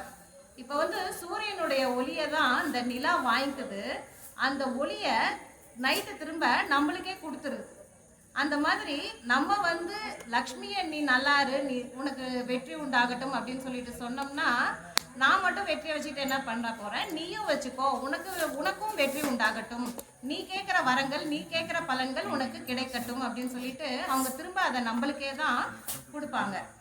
துர்கதி நாஷினி அப்படின்னா இப்போ இந்த மாதிரி ஸ்லோகங்கள் எல்லாம் நம்ம படிக்கிறோம் செய்யறோம் அப்படிங்கும்போது நம்மளுடைய பாவ பலன்கள் குறைந்து புண்ணிய பலன்கள் ஜாஸ்தி ஆகுது. அந்த மாதிரி ஜாஸ்தி ஆகும்போது நம்மளுடைய ஜாதகத்தில் ஏதாவது நம்மளுக்கு இப்போ பெரிய கஷ்டம் வர வேண்டியது இருக்குது, இல்லை ஏதாவது பெரிய நோய் வர வேண்டியது இருக்குது அப்படிங்கிற மாதிரி இருந்தால் கூட அந்த பாவங்கள் குறைஞ்சு புண்ணியங்கள் ஜாஸ்தியாகி நம்மளுடைய துர்கதி அப்படிங்கிறது கெட்ட கதி வந்து நாசம் செய்பவள் அப்படின்னு சொல்லிட்டு சொல்றாங்க. அடுத்தது காமினி. காமினினா எல்லோராலும் விரும்பப்படுபவள். ஏன்னா இது வரைக்கும் நம்ம பார்த்துட்டு வந்தது என்னன்னா மதுசூதன காமினி மதுசூதன காமினின்ட்டு மதுசூதனனுக்கு பிரியமானவளேன்னு தான் பார்த்துட்டு இருந்தோம். இப்போ இந்த கஜலட்சுமி என்ன சொல்றாங்கன்னா காமினின்ட்டு எல்லோராலும் விரும்பப்படுபவள் அப்படின்னு சொல்லிட்டு சொல்றாங்க. ஏன்னா எனக்கு ஆரோக்கியம் வேண்டாம், நான் நோயாளியாவே இருக்க விரும்புறேன் அப்படின்னு சொல்லிட்டு யாருமே கேட்க மாட்டாங்க. அதனால எல்லோராலுமே விரும்பப்படுபவள். சர்வ பலப்பிரத சாஸ்திரமையே. இப்போ இவங்க வந்து ஆரோக்கியம் தான் கொடுப்பாங்களா, வேற எதுவும் கேட்டாலும் கொடுக்க மாட்டாங்களா அப்படின்னு சொல்லிட்டு நம்மளுக்கு ஒரு டவுட் வேண்டாம். என்னென்ன நம்ம கோரிக்கைகள் இருக்கோ எல்லாத்தையுமே இவங்க நம்மளுக்கு நிறைவேற்றி கொடுப்பாங்க. ரத கஜ துரக பதாதி சமாவிருத்த பரிஜன மண்டித்த லோகனுத்தே. இந்த ரதம் அப்படின்னா தேர்ப்படை, ரத கஜ அப்படின்னா யானைப்படை, துரகன்னா குதிரைப்படை, அப்புறம் வந்து பதாதி அப்படின்னா காலாட்படை. இந்த படைகள் எல்லாம் எப்போ வந்துன்னா இருந்துச்சுன்னா மன்னர்கள் ஆட்சி செஞ்ச காலத்துல தான் இந்த மாதிரி படைகள் எல்லாம் இருந்துச்சு. இப்பெல்லாம் நம்மளுக்கு வந்து கப்பல் படை, விமானப்படை அப்படிதான் இருக்கு. அந்த மாதிரி இந்த படைகள் 4 வித படைகள் வச்சிருந்த மன்னர்களாலுமே இந்த கஜலட்சுமி வந்து துதிக்கப்படுகிறாளாம், வணங்கப்படுகிறாளாம். ஏன்னா இந்த படையில இருக்கிறவங்களுக்கு வந்து ஆரோக்கியம் வந்து ரொம்ப ரொம்ப முக்கியம். அங்கே போருக்கு போனதுக்கப்புறம் எனக்கு தலைவலிக்குது, எனக்கு காய்ச்சல் அடிக்குது அப்படின்னு சொல்லிட்டு ஒருத்தரும் கண்டுட்டு வந்தாங்க அப்படின்னா அங்கே போர் பண்ணுறதுக்கு யாருமே ஆள் இருக்க மாட்டாங்க. அதனால் இந்த மன்னர்களால் வந்து மிகவும் வணங்கப்பட்டவள் இந்த கஜலட்சுமி அப்படின்னு சொல்லிட்டு சொல்கிறாங்க. ஹரிஹர பிரம்ம சுபூஜித. இந்த 3 பாடல்களில் என்ன சொன்னாங்கன்னா தேவர்கள் வணங்கினார்கள்னு சொன்னாங்க. இங்கே வந்து அதுக்கும் அடுத்தபடி போய் ஹரின்னா பெருமாள், ஹரன்னா சிவன், பிரம்மன்னா பிரம்மா தான். இந்த பிரம்மா, சிவன், திருமால் அவங்க மும்மூர்த்திகளே வந்து இவங்களை கஜலட்சுமியை வணங்குறாங்களாம். அதனால தான் அவங்களுக்கு வலிமை வருது அப்படின்னு சொல்லிட்டு அவங்க நினைக்கிறாங்க. தாப நிவாரணி பாதயுத்தே அப்படின்னா தாபம் அப்படின்னா அது ஒரு வகையான கவலை தான். கவலை அப்படின்ட்டு நம்மளுக்கு வந்துச்சு அப்படின்னாலே அது என்ன பண்ணோம்னா உடம்புல உஷ்ணத்தை கிளப்பி விட்டுடும். இந்த கவலை மனசுல தானே கவலை இருக்கு, அது ஏன் உடம்ப பாதிக்குது அப்படின்னா இப்போ டாக்டர்கள் கிட்ட போனோம்னா அவங்களும் பரவலாக அதான் சொல்றாங்க. சுகர் இருக்கா, ரொம்ப கவலைப்படாதீங்க, நடக்கிறது நடக்கட்டும்னு விடுங்க. பிபி இருக்கு, பிபினா எப்படி வருது, ஏன் இவ்வளோ கவலைப்படுறீங்க, ஏன் இவ்வளோ டென்ஷன் ஆகுறீங்க, இந்த கவலையை விடுங்க அப்படின்னு சொல்லிட்டு சொல்றாங்க. இந்த கவலை அப்படிங்கிறதே நம்மளுக்கு ஒரு தாபம் அப்படிங்கிறதே நம்மளுடைய உடம்புல இருக்கிற இந்த வாத பித்த ஸ்லேத்தும நாடிகள் எல்லாம் ரொம்ப டிஸ்டர்ப் பண்ணிடும். அந்த மாதிரி டிஸ்டர்ப் பண்ணும்போது நம்மளுக்கு நோய்கள் உண்டாகும். அந்த மாதிரி நோய்கள் வராம இவங்க காப்பாத்துறாங்க. தாப நிவாரணி பாதயுத்தே. ஜெய ஜெய ஹே மதுசூதன காமினி கஜலட்சுமி ரூபேன பாலயமாம். அடுத்தது 5வது சந்தானலட்சுமி. சந்தானலட்சுமினா யாரு அப்படின்னா நம்மளுக்கு குழந்தை செல்வத்தை தருபவர். குழந்தை செல்வம் நம்மளுடைய சந்ததி நம்மளுக்கு கொடுத்து நம்மளுடைய வம்சத்தை வளர்ப்பவள் இந்த சந்தானலட்சுமி. எனக்கு குழந்தை வேண்டான்னு சொல்றவங்களும் யாரும் இருக்க மாட்டாங்க. அந்த மாதிரி இருந்தாங்க அப்படின்னா நம்ம ஊர்லலாம் இவ்வளோ ஃபெர்டிலிட்டி சென்டர்கள் இவ்வளோலாம் வராது. முதல்லலாம் பேர் சொல்லும் பிள்ளை வேணும் அப்படின்னு சொல்லிட்டு கல்யாணம் ஆச்சா அப்புறம் தானாக குழந்தை பிறக்கும், 2 வருஷத்துல பிறக்கும் அப்படிங்கிற மாதிரி இருந்துட்டு இருந்தது. இப்பெல்லாம் ட்ரீட்மெண்ட் போனாதான் குழந்தை அப்படிங்கிற நிலைமைக்கு வந்துருச்சு. அந்த மாதிரி இருக்கக்கூடாது அப்படின்னா சந்தானலட்சுமியை இப்பையிலேருந்தே வணங்க ஆரம்பிச்சோம்னா நம்மளுடைய கல்யாணம் ஆகி குழந்தை பிறக்கும்போது தானா பிறக்கும். ஏங்க எங்களுக்கு ஏற்கனவே குழந்தைங்க இருக்குங்க, அந்த குழந்தைங்களை படிக்க வைக்கிறதுக்கு ஃபீஸ் கட்டுறதுக்கே எங்களால் முடியல, இன்னும் வேற குழந்தையா எங்களுக்கு அப்படின்னு சொல்லிட்டு கேட்காதீங்க. பிறந்த குழந்தைகள் நல்லபடியாக வளரவும் நல்லவனாக வாழவும் இந்த சந்தானலட்சுமியினுடைய ஸ்தோத்திரம் நம்மளுக்கு உதவி செய்யும். ஐகதவாஹினி மோகினி சக்ரினி ராக விவர்தினி ஞானமயே குணகணவாரிதி லோகஹிதைஷினி ஸ்வர சப்தபூஷித கானனுதே சகல சுராசுர தேவ முனீஸ்வர மானவ வந்தி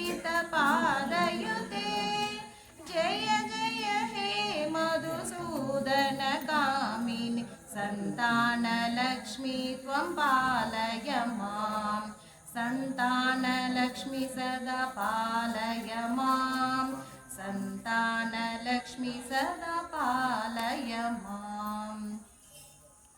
ஐங்கிறது போன இதில் வந்த மாதிரியே தான் விழி, அதை வந்து அவங்கள கூப்பிடுறதுக்காக யூஸ் பண்ணியிருக்காங்க. ககவாகினி அப்படின்னா கருடனை வாகனமாக உடையவள். கருடன் வந்து யாருக்கு வாகனம்னா விஷ்ணுவுக்கு தான் வாகனம். விஷ்ணுவுக்கு கருட வாகனம் அப்படிங்கிறது வந்து மிகச்சிறந்த வாகனம். அதே மாதிரி இந்த மகாலட்சுமிக்கு மிகச்சிறந்த வாகனம் எது அப்படின்னா அது யானை தான். ஆனால் இங்கே என்ன சொல்கிறாங்கன்னா ககவாகினி அப்படின்றாங்க. அதாவது கருடன் மீது வாகனம், கருடனை வாகனமாக உடையவள். பெருமாள் கூட போகும்போது கருடன் மீது ஏறி அவள் செல்வாள் அப்படின்னு சொல்லியிருக்காங்க. மோகினி, மோகினினா மயக்கும் அழகை உடையவள் அப்படின்னு சொல்லிட்டு சொல்றாங்க. மகாலட்சுமியினுடைய அழகை வந்து நம்ம முன்னாடியே பார்த்தோம், சுந்தரி அப்படிங்கிறது பார்க்கும்போதே பார்த்தோம். இப்போ வந்து என்ன சொல்றாங்கன்னா மோகினின்னு சொல்றாங்க. மோகினினா மயக்கக்கூடிய அழகை உடையவள் அப்படின்னு சொல்லிட்டு சொல்றாங்க. ராவணன் எப்படிப்பட்ட ஆளு அப்படின்னா தேவலோகத்துல போய் அங்க இருக்கிற தேவலோக பெண்கள் எல்லாத்தையுமே பார்த்தவன், அவங்களெல்லாம் கடத்தி கொண்டு வந்து தன்னுடைய அரண்மனையில வச்சு அவங்கள வேலையாட்களா யூஸ் பண்ணிட்டு இருந்தவன். இந்த ரம்பை, ஊர்வசி, மேனகை, திலோத்தமை அப்படின்ற மாதிரி ஆளுகள் எல்லாம் அவன் பார்த்தும் இருக்கான். அவங்கள வந்து அவங்க கிட்ட இருந்து வேலையும் வாங்கியிருக்கான். இவ்வளவு அழகான பெண்களை பார்த்த ராவணன் சீதையை பார்த்ததும் என்ன நினைக்கிறான்னா, இப்படிப்பட்ட ஒரு அழகை இதுவரைக்கும் நான் பார்த்ததே இல்லையே அப்படின்னு சொல்றான். அந்த மாதிரி எல்லாரையும் மயக்கக்கூடிய அளவுக்கு அழகானவள் அப்படின்னு சொல்றாங்க. சக்ரினி அப்படின்னா சக்கரத்தை தாங்கியவள். கையில வந்து சக்கரம் வச்சிருக்காளாம். எதுக்கு சக்கரம் வச்சிருக்காங்க அப்படின்னு சொன்னா நம்மளுடைய பாவங்கள் எல்லாத்தையும் போக்குவதற்காக அவங்க சக்கரம் வச்சிருக்காங்களாம். நம்மளுக்கு குழந்தை இல்லை அப்படின்னாலே ஏதோ பாவம் செஞ்சிருக்கோம் அப்படிங்கிறது தான் அர்த்தம். இது எப்படி தெரியுதுன்னா தசரதன் வந்து அவ்வளோ பெரிய ராஜாவா இருந்தான். 60,000 மனைவிகள் இருந்தாங்க. அவ்வளோ பெரிய சாம்ராஜ்யம் இருந்துச்சு அவனுக்கு. ஆனால் அவனுக்கு வந்து குழந்தை பாக்கியம் மட்டும் இல்லை. ஏன் இல்லை அப்படின்னா அவனுடைய பாவங்கள் அவ்வளோ பெரிய பாவங்களா இருந்துச்சான்.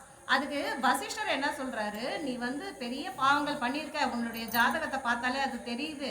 இந்த பாவங்களுக்கு வந்து நான் யாகம் பண்ணா கூட அது வந்து பலிக்குமான்றது எனக்கு தெரியல அப்படின்னு சொல்றாராம். ஏன் அப்படி? அவர் வந்து சப்த ரிஷிகள் அப்படின்னு சொல்லிட்டு ரிஷிகள் நிறைய பேர் இருக்காங்க. அதுல வந்து 7 பேர் ரொம்ப முக்கியமானவங்கன்னு சொல்றாங்க. அந்த சப்த ரிஷிகள்ல ஒருத்தர் தான் இந்த வசிஷ்டர். அவர் சொல்றாரு, நான் யாகம் பண்ணா கூட உனக்கு அந்த பாவம் தீருமான்றது எனக்கு தெரியல.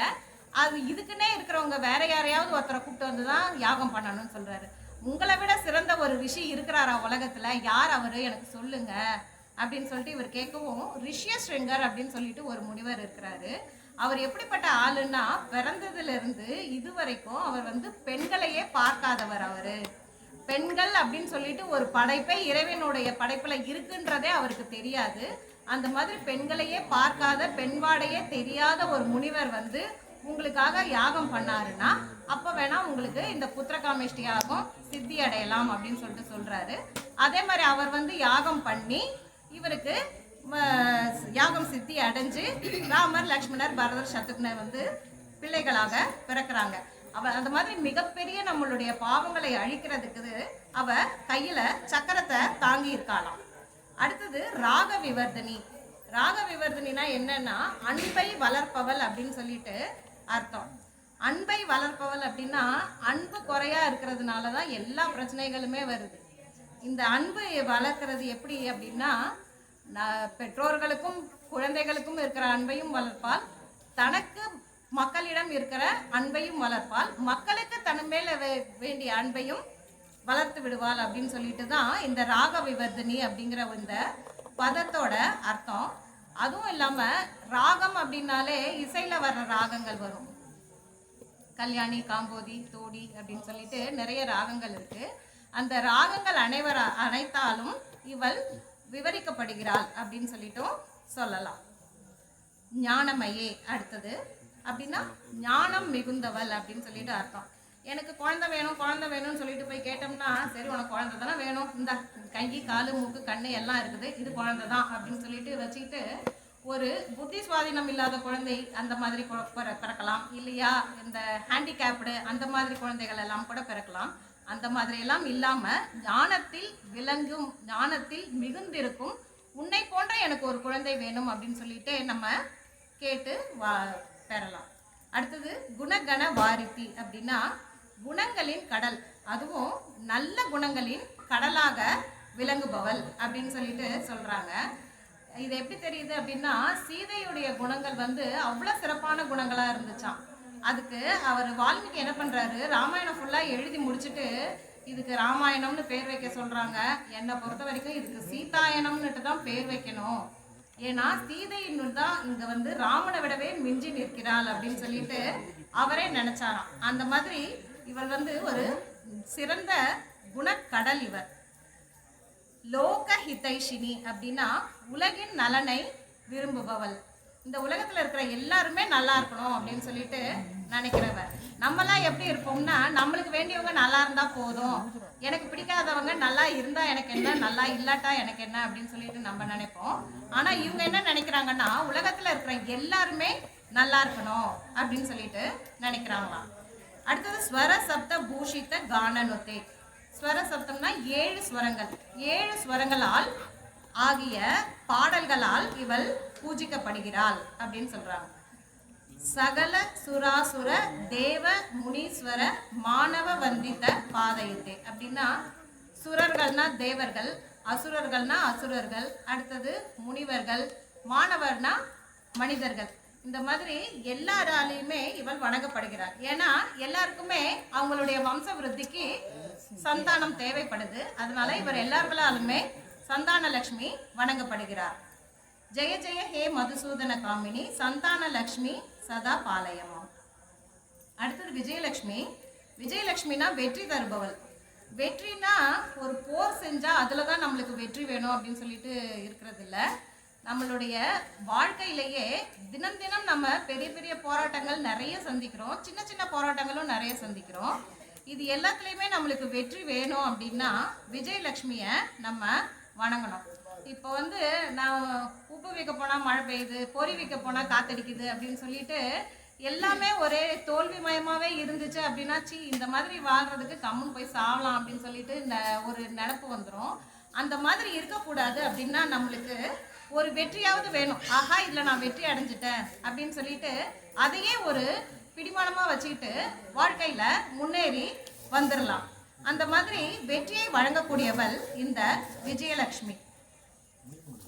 ஜெய கமலாசனி சர்கதிதாயினி ஞான விகாசினி கானமயே அனுதினமர்ச்சித குங்குமதூசர பூஷித வாசித வாத்யனுதே கனகதராஸ்துதி வைபவ வந்தித शंकर देशिक मान्यपते जय जय हे मधुसूदन कामिनी विजयलक्ष्मी सदा पालय मां विजयलक्ष्मी सदा पालय मां विजयलक्ष्मी सदा पालय मां.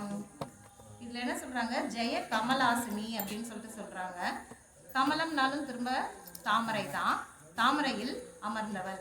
இப்போ வந்து நிறைய பேர் தமிழில் பேர் வைக்கணும் அப்படின்னு சொல்லிட்டு ஆசைப்படுறாங்க.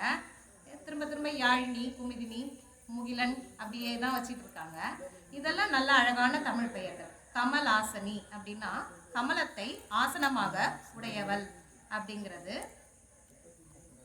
சத்கதி தாயினி அப்படின்னா நம்முடைய வாழ்க்கையை வந்து ஒரு வெற்றியை நோக்கிய ஒரு பயணமாக மாற்றக்கூடியவள் அப்படிங்கிறது தான் சத்கதி தாயினி அப்படின்னு சொல்லிட்டு சொல்கிறாங்க. இப்போ நம்ம ஒரு பிஸ்னஸ் ஸ்டார்ட் பண்ணுறோம், அடுத்தது நம்ம என்ன பண்ணுறது அப்படின்னு சொல்லிட்டு நம்மளுக்கு சரியாக ஐடியா பிடிப்படலை. அப்படிங்கும்போது நம்ம விஜயலட்சுமியை வணங்கணும் அப்படின்னா இந்த மாதிரி பண்ணாத, அந்த மாதிரி பண்ணு அப்படின்னு சொல்லிட்டு நம்மளுக்கே ஒரு ஐடியா கிடைக்கும், ஒரு இன்ட்யூஷன் மாதிரி ஒன்று நம்மளுக்கே சொல்லும். அப்போ அந்த வழியில் நம்ம போனோம் அப்படின்னா அது வந்து நம்மளுக்கு லாஸ் இல்லாமல் நல்லபடியாக அமையும் அப்படின்றதுக்காக சொல்கிறாங்க சத்கதி தாயினி, வெற்றியை நோக்கிய வாழ்க்கை பயணத்தை அமைத்து தருபவள். அடுத்தது ஞான விகாசினி. ஞான விகாசினா நம்முடைய ஞானத்தையும் தெளிவையும் விரிவடைய செய்பவள் அப்படின்னு சொல்லிட்டு. இப்போ வந்து நம்மளுக்கு வந்து ஒரு தோல்வி வந்துருச்சு அப்படின்னா உடனே நம்மளுக்கு ஐயோ தோல்வி வந்துச்சு, ஐயோ தோல்வி வந்துச்சுன்னு சொல்லிட்டு அதுலேயே நம்ம தோண்டு போய் அதையே நினச்சிக்கிட்டே தான் உட்காந்துட்டு இருப்போம். அப்போ வந்து நம்மளுக்கு ஒரு நல்ல நண்பரோ நம்மளுக்கு தெரிஞ்சவரோ யாராவது வந்து இல்லை இந்த மாதிரி இவ்வளோ கஷ்டப்படாத, நீ அந்த இது மாதிரி பண்ணிப்பாரு, அப்போ வந்து உனக்கு நன்மை வரும் அப்படின்ற மாதிரி ஏதாவது ஒரு ஐடியா கொடுப்பாங்க. நம்மளுடைய கஷ்டத்தை தீர்த்து வைப்பாங்க, நம்மளுடைய ஞானத்தை விரிவுபடுத்தி நம்மளுக்கு உதவுவாங்க. அதுதான் ஞான விகாசினி. அடுத்தது கானமயே அப்படின்னா, இவள் இருக்கும் உலகத்தில் ஆனந்தமயமான ராகங்கள் கேட்ட வண்ணம் இருக்கும் அப்படின்னு சொல்லிட்டு சொல்கிறாங்க. எப்போ நம்ம பாட்டு பாடுவோம் அப்படின்னா நம்ம சந்தோஷமாக இருக்கும்போது தான் பாட்டு பாடுவோம். எப்போ சந்தோஷமாக இருப்போம் அப்படின்னா நம்ம வெற்றி அடைஞ்சால் தான் சந்தோஷமாக இருப்போம். தோல்வியில் நம்ம சந்தோஷமாக இருக்க மாட்டோம். அதனால இவளுடைய உலகத்தில் எப்பயுமே ஆனந்தமயமான ராகங்கள் கேட்டுக்கொண்டே இருக்கின்றனா இவ வந்து எப்பயுமே வெற்றி அடைஞ்சுக்கிட்டே இருக்கா. அந்த வெற்றியை வந்து நம்மளுக்கும் தரக்கூடியவளா இருக்கிறா அப்படின்னு சொல்லிட்டு அர்த்தம். அடுத்தது அனுதின மர்ச்சித்த குங்கும தூசர பூஷித்த வாசித்த வாத்தியனுதே. அதாவது வாத்தியங்கள் அப்படின்னும் போது இசை வாத்தியங்கள் வந்து இவங்க வந்து தினமும் குங்குமத்தால் அர்ச்சிக்கிறாங்களாம். அந்த வாத்தியத்துக்கு உண்டான மரியாதையை, அந்த வாத்தியத்துக்கு உண்டான மதிப்பை கொடுக்கும்போது அதனுடைய வாத்தியங்கள் வந்து முழங்குறது நம்மளுக்கு ரொம்ப மங்களகரமாக கேட்கும். அந்த மங்களமான இசை நம்மளுக்கு கேட்கும்போது அதுவே வந்து நம்மளுக்கு ஒரு பாசிட்டிவ் வைப்ரேஷனை கொடுக்கும். அதனால நம்மளுக்கு வந்து ஒரு தெளிவு இருக்கும். அதுதான் இவங்க சொல்கிறாங்க. அடுத்தது கனகதரா ஸ்துதி வைபவ வந்தித்த சங்கர தேசிக மானியபதே. இதில் என்ன சொல்கிறாங்க அப்படின்னா, ஆதிசங்கர பகவத் பாதால் உங்கள் எல்லாத்துக்கும் தெரிஞ்சிருக்கும். அவர் என்ன பண்ணுறாருன்னா ஒரு தடவை ஒரு ஏழை பிராமண வீட்டுக்குள்ளே போய் பவதி பிக்ஷாம் தேகின்னு சொல்லிட்டு பிச்சை கேட்குறாரு. அப்போ அவங்க என்ன பண்ணுறாங்க, அவங்களுக்கு கொடுக்குறதுக்கு எதுவுமே இல்லை அப்படிங்கவும் ஒரு நெல்லிக்கனி ஒன்று தான் கொடுக்குறாங்க. நெல்லி கூட காயா இல்லையா, அதுவே பழுத்து நெல்லிக்கனியாக ஆயிடுச்சான். அதை தான் அவங்க கொடுக்குறாங்களாம். அவங்களோட கஷ்டத்தை இவர் சங்கரர் பார்க்குறாரு. இவங்க நம்மளுக்கு ஏதாவது கொடுக்கணும்னு நினைக்கிறாங்க, ஆனால் அவங்களுக்கு ஒன்றும் இல்லையே அப்படின்னு சொல்லிட்டு அவர் வந்து மகாலட்சுமி கிட்ட வேண்டுறாரு. இந்த மாதிரி இவங்க கஷ்டப்படுறாங்க, இவங்களுக்கு வந்து நீங்கள் அருள் புரிஞ்சு இவங்களுடைய வறுமையை நீக்கணும் அப்படின்னு சொல்லிட்டு.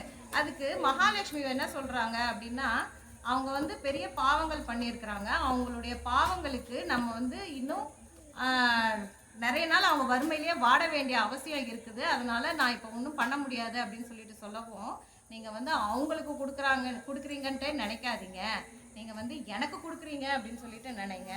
இருக்கிறதுலையே நான் தான் வறுமையில் ரொம்ப வாடினவனாக இருக்கேன், எனக்கு தான் நீங்கள் அருள் புரியணும் அப்படின்னு சொல்லிட்டு அருள் புரியுங்கன்ட்டு கேட்கவும், மகாலட்சுமி என்ன பண்ணுறாங்கன்னா தங்க மழை பொழிகிறாங்களாம். அதை வந்து இவர் வந்து ஒரு ஸ்லோகம் பாடுறாரு, கனகதாரா ஸ்தோத்திரம் அப்படின்னு சொல்லிட்டு. கனகம்னா தங்கம், தங்கம் வந்து மழையாக பொழிகிற ஸ்தோத்திரத்தை அவர் பாடுறாரு, அதனால தங்கம் மழையாக பொழியுது. அடுத்தது தேசிகர் அப்படின்னு சொல்லிட்டு வருது, சங்கர தேசிகர். தேசிகர்னு அப்படின்னு சொல்லிட்டு ஒருத்தர் இருந்தார் காஞ்சிபுரத்தில். அவரும் இதே மாதிரி தான். அவருக்கு வந்து பொன்பொருள் மேலே ஆசையே இல்லை. இருந்தாலும் ஒரு பிராமணர் வந்து நான் வந்து கல்யாணம் பண்ணிக்கணும், எனக்கு வந்து மணமகளுக்கு கொடுக்க வேண்டிய, அப்போ வந்து எப்படின்னா மணமகளுக்கு பணம் கொடுத்து கல்யாணம் பண்ணி கூட்டிகிட்டு வருவாங்களாம். இந்த மாதிரி மணமகளுக்கு தர வேண்டிய பணம் என்கிட்ட இல்லை, நீங்கள் கொஞ்சம் எனக்கு பணம் தர முடியுமாட்டு கேட்குறாரு. நானே ஒரு சன்னியாசி மாதிரி கிட்டத்தட்ட என்கிட்ட ஏது பணம் அப்படின்னு சொல்லிட்டு அவர் கேட்டுட்டு அவர் வந்து என்ன பண்ணுறாருன்னா காஞ்சிபுரத்தில் இருக்கிற பெருந்தேவி தாயார்கிட்ட போய் இந்த மாதிரி இவருக்கு வந்து பண தேவை இருக்குது, நீங்கள் தான் கொஞ்சம் அதை நிறைவேற்றி வைக்கணும்னு சொல்லிட்டு ஸ்ரீஸ்துதி அப்படின்ட்டு ஒரு ஸ்துதி பாடுறாரு. அந்த ஸ்ரீஸ்துதி பாடினதுமே அந்த பெருந்தேவி தாயார் வந்து அவங்களுக்கு தங்கமாக பொழிகிறாங்க. இதே மாதிரி கனகதாரா சங்கரர் கேட்டப்போ கனகதாரா பொழிஞ்ச மாதிரி தேசிகர் கேட்டப்பையும் அதே மாதிரி தங்க மழை பொழிஞ்சுதான். இப்பயும் காஞ்சிபுரத்தில் போனோம்னா அந்த இடத்துல இங்கே தான் கனகமழை பொழிஞ்சுது அப்படின்ற இடம் இருக்குது. இதுதான் இவங்க வந்து விஜயலட்சுமியை பற்றி இவங்க சொல்கிறது. ஜெய ஜெய ஹே மதுசூதன காமினி விஜயலட்சுமி சதா பாலயமா. அடுத்தது வித்யாலட்சுமி. வித்யானா கல்வி. கல்வி வந்து நம்மளுக்கு எப்பயுமே தேவையானது தான். இந்த கல்வியை மட்டும்தான் நம்மளால் யார்கிட்ட இருந்தும் திருடிட்டு வர முடியாது, அதை வந்து அழிக்க முடியாது. அவங்க ஒரு தடவை கல்வி பயின்றாங்க அப்படின்னு சொன்னால் அதை வந்து நான் அழிச்சிடுறேன் பாருன்னு சொல்லிட்டு அழிக்க முடியாது. ஒருமையில் தான் கற்ற கல்வி ஒருவருக்கு எழுமையும் ஏமா புடைத்து அப்படின்னு சொல்லிட்டு திருவள்ளுவர் சொல்லுவார். அதே மாதிரி திருக்குறள்ல கல்விக்குன்னு ஒரு தனி அதிகாரம் கொடுத்துருக்காரு. கல்லாமையினால் வரும் கஷ்டங்கள் என்ன அப்படின்ட்டு அதுக்கும் ஒரு அதிகாரம் கொடுத்துருக்காரு. அவ்வளோ முக்கியமான கல்வி வந்து இந்த வித்யாலட்சுமியை கும்பிட்டோம்னா நம்மளுக்கு கிடைக்கும். प्रणत सुरेश्वरी भारती भार्गवी शोक विनाशिनी रत्नमये मणिमय भूषित कर्ण विभूषण शांति समावृत हास्य मुखे नवनिधिदायिनी कलिमलहारिणी कामित फलप्रद हस्तयुते जय जय हे मधुसूदन कामिनी विद्यालक्ष्मी सदा पालय मां विद्यालक्ष्मी सदा पालय मां विद्यालक्ष्मी सदा पालय मां. பிரணத சுரேஸ்வரி அப்படின்னா தேவர்களால் வணங்கப்படுபவள் அப்படின்றது அர்த்தம். பிரணத அப்படின்னா வணங்கப்படுதல், சுரர்கள்னா தேவர்கள், தேவர்களால் வணங்கப்படும் ஈஸ்வரி இவள் அப்படின்னு சொல்றாங்க. அடுத்தது பாரதி. பாரதி அப்படிங்கிறது வந்து சரஸ்வதியினுடைய ஒரு பெயர். சரஸ்வதி நம்மளுக்கு என்ன கொடுப்பாங்க? கல்வி தான் கொடுப்பாங்க. அந்த சரஸ்வதியினுடைய பெயரை வச்சிருக்க இந்த வித்யாலட்சுமியும் நம்மளுக்கு கல்வியை கொடுப்பாங்க அப்படின்னு சொல்லிட்டு சொல்றாங்க. பார்கவி, பார்கவினா பிருகு வம்சத்தில் தோன்றியவள் அப்படின்றது. சோக விநாசினி, சோக விநாசினா நம்மளுக்கு உண்டாகும் சோகத்தை அழிக்கக்கூடியவர். ஏன்னா கல்வி இருக்குது அப்படின்னாலே அவங்களுடைய அறிவு கூர்மையாக இருக்கும். அதனால அவங்களுக்கு வர்ற சோகங்கள் கஷ்டங்கள்லேருந்து அவங்க ஈஸியாக தப்பிக்கலாம். ரத்னமயே அப்படின்னா ஒளிமிக்கவள் அப்படின்னு சொல்லிட்டு அர்த்தம். ரத்னங்கள் வந்து நம்மளுக்கு ஒளி கொடுக்கும், அந்த ஒளிமிக்கவள் அப்படின்னு சொல்கிறாங்க. மணிமய பூஷித அப்படின்னா நிறைய ஆபரணங்கள் அணிந்தவள். வித்யாலட்சுமி அப்படின்னா வெறும் படிப்பு மட்டும்தான் கொடுக்குமா, வெறும் கல்வி மட்டும்தான் கொடுக்குமா அப்படின்னா இல்லை, அவங்களும் நிறைய ஆபரணங்கள் அணிஞ்சிருக்காங்க. அதனால உங்களுக்கு அந்த ஆசையும் தீரும் அப்படின்னு சொல்கிறாங்க. கர்ண விபூஷண அப்படின்னா, கர்ணன்னா காது, காதில் அவங்க நகைகள் அணிஞ்சிருக்காங்களாம். காதில் அணிஞ்சிருக்கிற நகைகள் இல்லாமல் காதுக்கு என்ன பெரிய நகை அப்படின்னா செல்வத்துள் செல்வம் செவிச்செல்வம் அப்படின்னு சொல்லிட்டு சொல்லுவாங்க. அந்த செல்வம் வந்து இவங்களுக்கு நிறைய இருக்குதான், அதுதான் கர்ண விபூஷண. சாந்தி சமாவிரத்த அப்படின்னா நிறைக்குடம் நீர் தழும்பாது அப்படின்னு சொல்லுவாங்க. இவங்க வந்து வித்யாலட்சுமி அப்படிங்கும்போது கல்விக்கு அதிதெய்வமாக இருக்கும்போது இவங்களும் அந்த மாதிரி அமைதி நிறைந்த ஒரு முகத்தை உடையவர்கள் அப்படின்னு சொல்லிட்டு சொல்கிறாங்க. அடுத்தது ஹாஸ்ய முக்கேனாலும் புன்னகை மாறாதவள் அப்படின்னு சொல்லிட்டு அர்த்தம். இவங்க வந்து அமைதி மட்டும் இல்லாமல் புன்னகையும் சேர்ந்து தவழ்ந்துருக்கு அவங்க முகத்தில் அப்படின்னு சொல்லிட்டு சொல்கிறாங்க. நவநிதி தாயினி அப்படின்னா 9 வகையான செல்வங்களும் தருபவள் அப்படின்னு சொல்லிட்டு சொல்கிறாங்க. நம்மளுக்கு வந்து ஒரு கல்யாணத்துக்கு போகிறோம் செய்கிறோம் அப்படின்னா 16 பெற்று பெருவாழ்வு வாழ்க அப்படின்னு சொல்லிட்டு சொல்லுவாங்க. அந்த 16ல் இவங்க வந்து 9 வகை செல்வங்களை இவங்க நம்மளுக்கு கொடுக்குறாங்க அப்படின்னு சொல்லிட்டு சொல்கிறாங்க. கலிமல ஹாரிணி அப்படின்னா இந்த கலியுகத்தில் வந்து நிறைய கஷ்டங்கள் வரும் அப்படிங்கிறது ஒரு நியதி. அந்த கலியுகத்தினுடைய கஷ்டங்களை போக்குபவள் அப்படின்னு சொல்லிட்டு சொல்கிறாங்க. கலிமல ஹாரிணி. அடுத்தது காமித்த பலப்பிரத ஹஸ்தயுத்தே அப்படின்னா உங்களுடைய விருப்பங்கள், காமித்தனா தேவைப்படும் எல்லா பலன்களையும் தரக்கூடிய கைகளை உடையவள் அப்படின்னு சொல்லிட்டு சொல்கிறாங்க. இதுதான் ஜெய ஜெய ஹே மதுசூதன காமினி வித்யாலட்சுமி சதா பாலயமாம் அப்படிங்கிறது. கடைசிக்கு வந்தாச்சு தனலக்ஷ்மி. தனலக்ஷ்மி அப்படின்னா என்னன்னா பணம் தருபவள், தனத்தை நம்மளுக்கு தருபவள். பணம் 10 செய்யும் அப்படின்வாங்க, பணம் பாதாளம் வரைக்கும் பாயும் அப்படின்னு சொல்லுவாங்க. அந்த மாதிரியான பணத்தை நம்மளுக்கு குறைவில்லாமல் தரக்கூடியவள் இந்த தனலக்ஷ்மி. தனலக்ஷ்மிக்கு என்ன சொல்கிறாங்க அப்படின்னா கையிலேருந்தே காசு கொட்டுற மாதிரி, குடத்துலேருந்து காசு கொட்டுற மாதிரி தான் படங்கள் போட்டிருப்பாங்க. அந்த காலத்தில் வந்து தங்க காசுகள் பயன்பாட்டில் இருந்துச்சு, அதனால அது கிடச்சிச்சு. இப்போ வந்து தங்க காசுகள் வந்து பயன்பாட்டில் இல்லையே, அப்போ ஒன்றும் தரமாட்டாங்களா தனலக்ஷ்மின்னு கிடையாது. இப்போ நம்ம என்ன கரன்சி யூஸ் பண்றோமோ அந்த கரன்சி நம்மளுக்கு தாராளமாக கிடைக்க உதவி செய்பவள் இந்த தனலட்சுமி. திமி திமி திந்தி மிதிந்தி மிதிந்தி மிதுந்து பிநாத சுபூர்ணமயே கும கும குங்கும குங்கும குங்கும शङ्खनिनाद सुवाद्यनुते वेद पुराण इतिहास सुपूजित वैदिक मार्ग प्रदर्शयुते जय जय हे मधुसूदन कामिनि धनलक्ष्मी रूपेण पालय मां धनलक्ष्मी रूपेण पालय मां தனலக்ஷ்மி ரூபேன பாலயமாம். இதுல வர இந்த திமி திமி கும கும அப்படிங்கிறதுலாம் என்னன்னா சங்கீதத்துக்கும் நாட்டியத்துக்கும் வர்ற குறிப்புகள். தனலட்சுமியினுடைய லோகம் அது எப்படி இருக்குன்னா இந்த மாதிரி நடனம் பாட்டு அப்படின்றது நிறைஞ்சிருக்குதான்.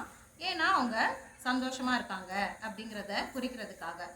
துந்துபி நாத சுபூர்ணமையே, துந்துபி அப்படிங்கிறதும் ஒரு வாத்தியத்தினுடைய ஒரு பெயர் தான். அந்த துந்துபியினுடைய நாதத்தால் நிறைந்திருக்கும் உலகத்தில் இருப்பவள் அப்படின்னு சொல்லிட்டு சொல்றாங்க. அடுத்தது சங்க நிநாத சுவாத்தியனுத்தே. சங்க அப்படின்னா சங்கு. அந்த சங்கினுடைய ஒளியும் அந்த உலகத்துல கேட்டுக்கிட்டே இருக்குமா. வேத புராண இதிகாச சுபூஜித. வேதம்ங்கிறது 4 வேதம் இருக்கு. ரிக் யஜுர் சாமம் அதர்வனம் அப்படிங்கிற 4 வேதங்கள். புராணம் 18 புராணங்கள் இருக்கு. விஷ்ணு புராணம், பத்ம புராணம், கருட புராணம், இப்படி இன்னும் நிறைய புராணங்கள் இருக்கு. அதே மாதிரி இதிகாசம்ங்கிறது ராமாயணம் மகாபாரதம் அப்படிங்கிற 2 இதிகாசம் இருக்கு. இந்த எல்லாத்தாலையுமே இந்த மகாலட்சுமிங்கிறவ தனலட்சுமிங்கிறவ பூஜிக்கப்படுறாளாம். அதான் சொல்றாங்க வேத புராண இதிகாச சுபூஜித அப்படின்னு சொல்லிட்டு. அடுத்தது வைதிக மார்க்க பிரதர்ஷயுத்தே. வைதிக மார்க்கம்னா வேதம் காட்டிய வழியில் நம்மளை பிறலாமல் வழி நடத்துபவள் அப்படின்னு சொல்லிட்டு சொல்றாங்க. வேதம் காட்டின மார்க்கம் மிகவும் தர்மம் நிறைந்த மார்க்கம். அந்த மார்க்கத்திலிருந்து நம்ம வெளியே வராம அதுலயே நம்மளை வழி நடத்துபவள் இந்த தனலட்சுமி. ஜெய ஜெய ஹே மதுசூதன காமினி தனலட்சுமி ரூபேன பாலயமா. இது மட்டும் இல்லாம இன்னும் நிறைய இருக்கு. சௌபாகியலட்சுமி, மோக்ஷலட்சுமி, கிரகலட்சுமி, காருண்யலட்சுமின்னு அந்த மாதிரி லக்ஷ்மி எல்லாமே இப்போ நம்ம படித்த இந்த ஒவ்வொரு இதுலையுமே வந்துருச்சு. எல்லாத்தையும் பற்றியுமே இந்த 8 லக்ஷ்மிலையுமே அடங்கியிருக்கு. அதனால இந்த லக்ஷ்மியில படித்து இந்த ஸ்லோகங்களை படிச்சிங்க அப்படின்னாலே உங்களுக்கு கிடைக்க வேண்டிய எல்லா நன்மைகளுமே பூர்ணமாக கிடைக்கும். இதுவரை இங்கு பொறுமையாக என்னுடைய சிற்றுரையை செவிமடுத்தவங்கள் அனைவருக்கும் நன்றி. தவறுகள் ஏதாவது இருந்தால் தயவு செய்து மன்னிக்கணும்னு வேண்டிக்கிறேன். இங்கு இடம் கொடுத்த இந்த கோயிலார்களுக்கும் என்னை ஏற்பாடு செய்த அனைவருக்கும் நன்றி. ஜெய ஜெய ஹே மதுசூதன காமினி அஷ்டலக்ஷ்மி சதா பாலயம்.